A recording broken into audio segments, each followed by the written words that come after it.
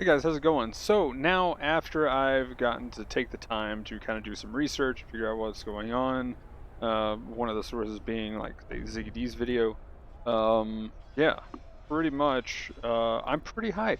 Also, highly recommend checking his video out. Um, Definitely does a better job of describing the league than kind of what the commentary, sorry Chris, does.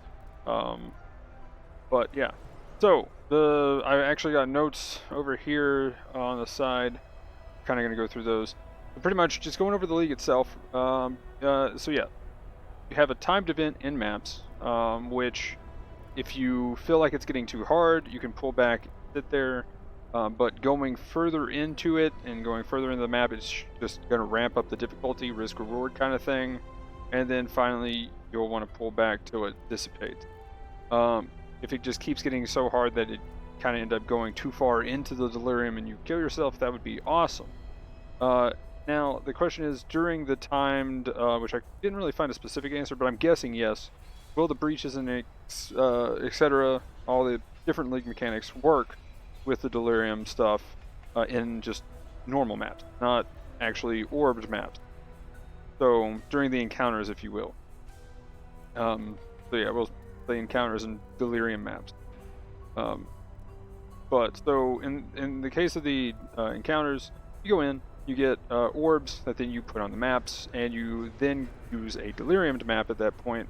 And depending on how many orbs you use, it essentially, I guess, qualities it up to have a reward. And then the more you put on it, the harder the map is. That is awesome. Hopefully these get to the point that they just straight up demolish you and you pretty much brick your map essentially. That would be amazing. But hopefully the reward is also just as high and scales in the same respect. So, risk reward there looks really good. Yes, please. But yeah, you do the maps, get this. Oh yeah, well, and then you do the delirium maps to get the splinters, and then you do the boss thing, and then rinse and repeat. Now, I'm kind of worried a little bit, and I guess I'll go ahead and point this out now. It's one of the cons, the main cons. I only have a couple that I'm really afraid of. But, is this going to be a meta, like speed meta league kind of thing? And from what I can tell, the Delirium map is where your build's going to be tested. Is it survivable? Can you deal the damage, etc.? The actual mapping experience probably will be kind of more toward a speed meta, but that's the thing. If you're just normal mapping and you have a whatever build, hopefully it's not as like everybody's just trading these orbs, right? And the orbs are the main thing that's the thing to buy. If that's the case, that's gonna suck a little bit. But if it's like, okay, this guy over here, he has a super fast map, and then he gets all the orbs, and he sells you the orbs. Take the orbs because you have a very beefy build and you can go through and do crazy hard content. You know, like, I mean, again, like I said before, who knows, we might have some crazy silly health or strength stacking, health stacking, righteous fire jug build. Now, it was my theory on that one, that if he gives strength and life, that is. But I don't know, some of the jewels and stuff look insane. Then you have that one that gives you +2 to max fire res, and you do some crazy stuff with that, and who knows, it could be insane. Anyway, but back to the point.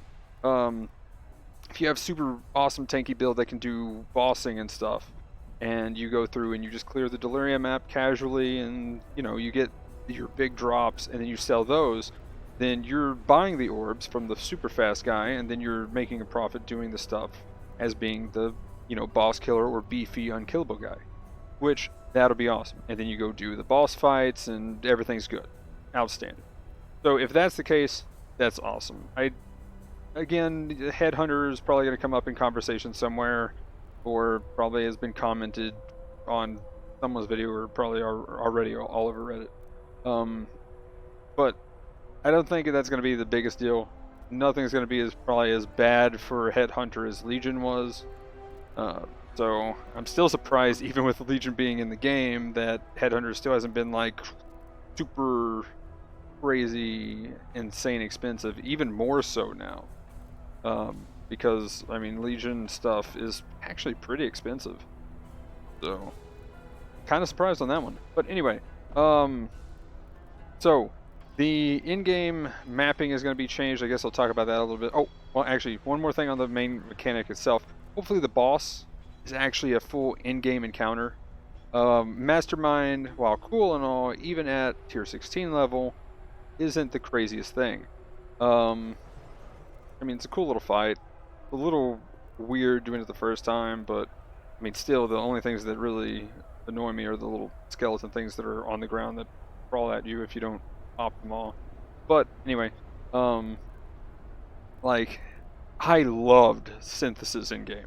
Like, synthesis in game was amazing. You know, the league mechanic and the game board thing, a lot of people didn't like. I mean, I thought it was cool. I absolutely love the crafting. Yes, please. Anything that has crafting. So this, you know, you craft the maps and stuff. So, and the jewels. But I think there's going to be a good crafting section. I know they try to focus on everything for everybody. So hopefully that's going to be a big deal. I mean, you know, they're covering all the bases, and I hope they do it well. You know, sometimes some leagues kind of drop a little bit or drop the ball on one section of the player base. But this one looks good so far, and for me, I love me a good boss. Now, Metamorph, and I know some other people have talked about this, it felt like there was going to be a big bad boss at the end or something, because even Tane kind of like points out, there's this thing, I want to know the driving force behind it, and it felt like it was going somewhere, but it just never did. I've yet to actually fill up the bar, but hey, we'll see what, you know, if they add to that in the future. You know, was there supposed to be something extra when you did fill up the bar in his lab? And did it actually lead somewhere, or will it lead somewhere, you know, like 4 leagues from now, if they continue iterating this even in Path of Exile 2. So, hopefully the in-game boss for this one is an in-game boss. Synthesis had in-game bosses, and the Vortex fight was amazing.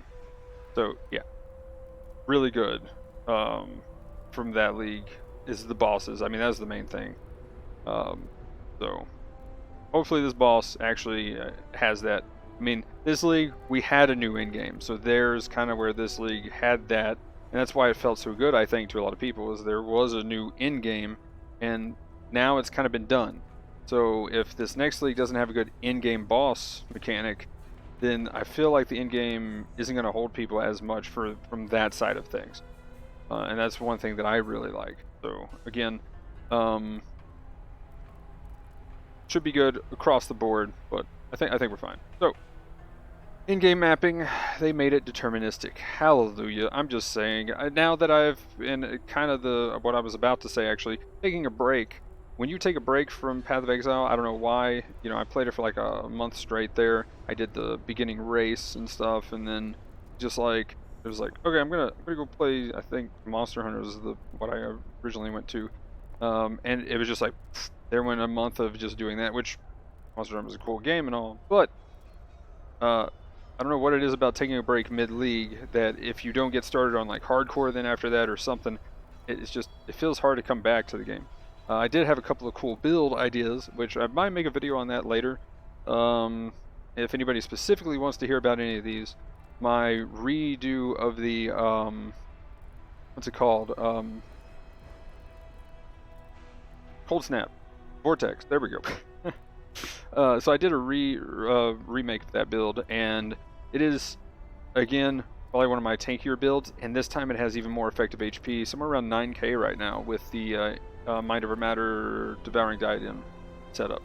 Yeah, I really like it. There's, like, I've sat in a tier 16 map and just now these are just normal magic mobs and stuff, nothing too crazy. I just sat there, AFK'd, left, come back, and they're still not even taking me down to about half health, and then poof, it pops up because of the Devouring Diadem. So, really curious to see how some of the nerfs and buffs and what they add and what I can add to something like this build. Another build that I did that was really cool was doing a mine, explosive arrow mine build. So if you want to hear anything about that, just let me know in the description. And then I did a ignite burning arrow build. pretty straightforward for that build, so I'll probably just cover that one in the Explosive Arrow Mine kind of at the same time, because, I mean, they're pretty quick. Nothing too fancy there. I might redo a full guide, or even just do a build diary on the full Dot Occultist build. That's the easy way for me to say it, instead of saying, like, Cold Snap. But yeah, I'll probably just do something like that over that build specifically. Other than that, I did do a Slayer with the Disintegrator Staff. Sadly, with the nerfs to Slayer Leech, I don't feel like it's as good as it used to be, to the point where you can do like Ball, the Leech, Ball Pact, there we go. So, felt kind of rough. So you pretty much can have 1 to 3 Shaper Elder items before it starts feeling a bit bad, but still, that like staff has crazy damage, and with the staff nodes up in the top left, it is amazing. And with these new jewels, we might be able to stack something else up there in that area. If that's the case, that might solve some of my life issues or leech issues that I really wanted. So I was kind of conflicted between the bottom of the tree and the top left of the tree when making that build. If these jewels do work, I might revisit that build, because typically the Disintegrator Staff is dirt cheap and it is crazy damage, especially if you take it to Hillock and beef it up to 28%. Just saying. So anyway, kind of the deterministic thing of the end game, though. Back to that point, is I took a break and now I'm trying to finish this up for the challenges. Well, one of the things is finishing up the Atlas, essentially, for the level 8. Now I could probably buy the unique ones or whatever and put those in and be done. But the thing is I kind of wanted to, try to farm most of it. And right now, the hardest part is just really getting everything to spawn. So I know you got each section, and you got to get the ones to spawn in each section and stuff. But it's kind of gotten a little awkward with the just getting things to spawn. And I don't know, it's just a little awkward. Just, it doesn't feel like it's deterministic now. From what it says now they're providing the information for you. So the way it kind of sounded in one post was it seemed like it's kind of been there, but I'm like, I beg to differ. So either way, now it is deterministic. You can see your progress and you know exactly what you've got. So this is fantastic. Yes, please. So all I'm saying, this one's huge. This is like super pro. That's why I'm talking about it now specifically.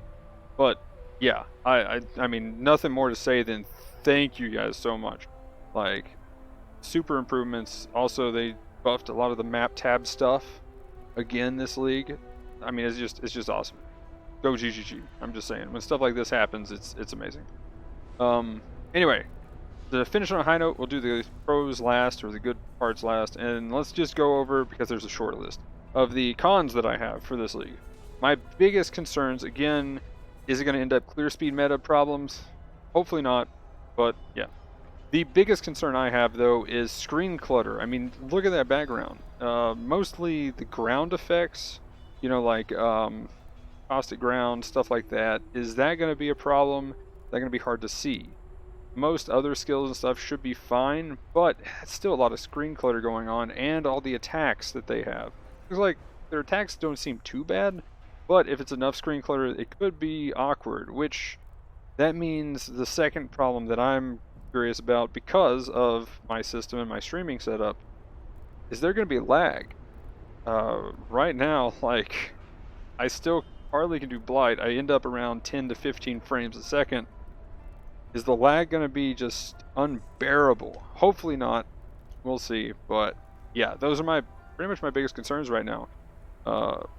Again, hopefully they have a smooth league. Metamorph went pretty smoothly.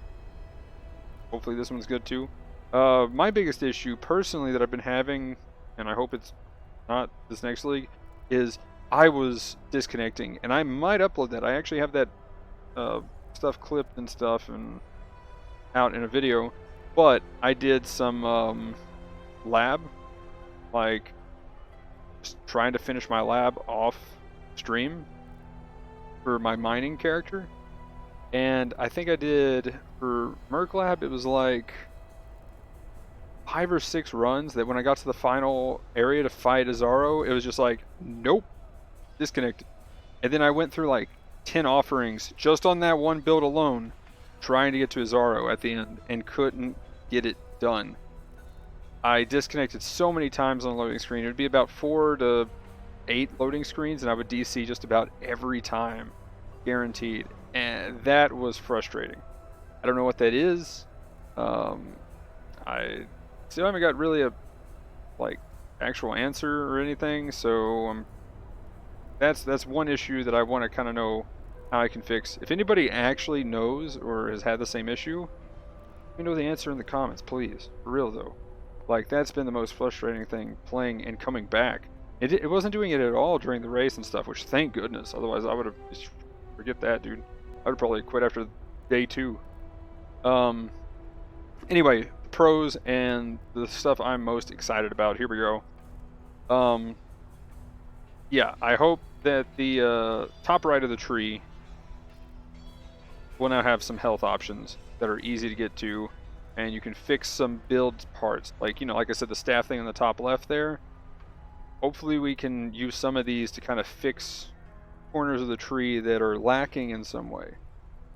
That is going to be awesome. Even with energy shield too. And then on the right side of the tree, just staying over there on that right side with a ranger build and just pop out, here's some extra health.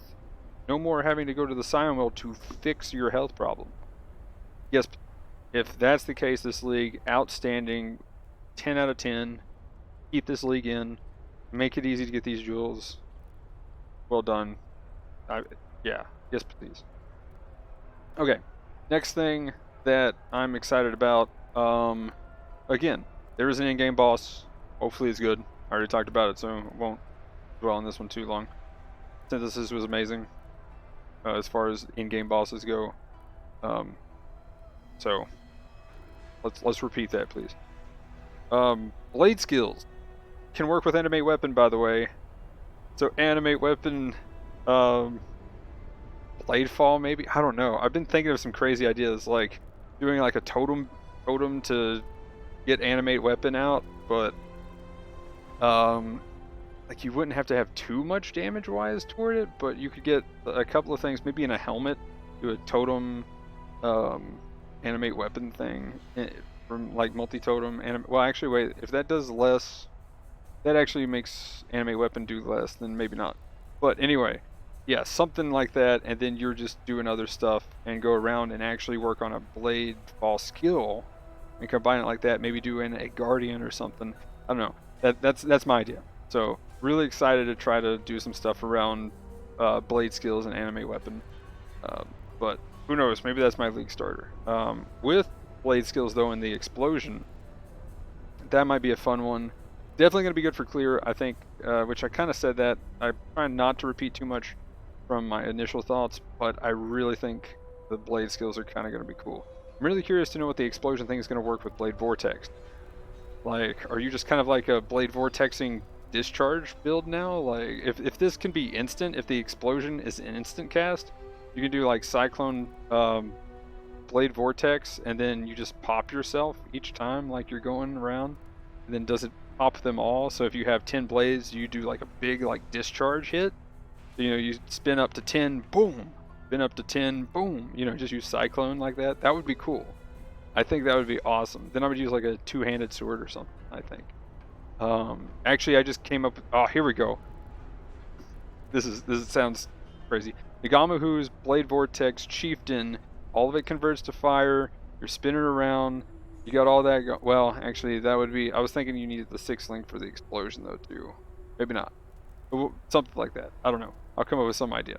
Because I thought two-handed weapon, and I thought Nagamahu's would be crazy. But yeah, if you do it in some other, maybe Trickster, so you get the charges, then do a crit build that way. But yeah, I think this is going to be awesome. Love the idea for the blast thing. I can't wait to see how many different combos you can do with that. And yeah, just kind of the last thing. I just love how this league looks. Really cool. Like the gray and like the if you will, Lovecraftian almost like art style coming out here. Like, yeah, really cool. But anyway, guys, that's gonna be it for this one. Usual stuff will be down in the description: Twitch, Twitter, Discord, and stuff like that. But anyway, guys, that'll be it for this one. Thanks for watching. Have a good one. Peace.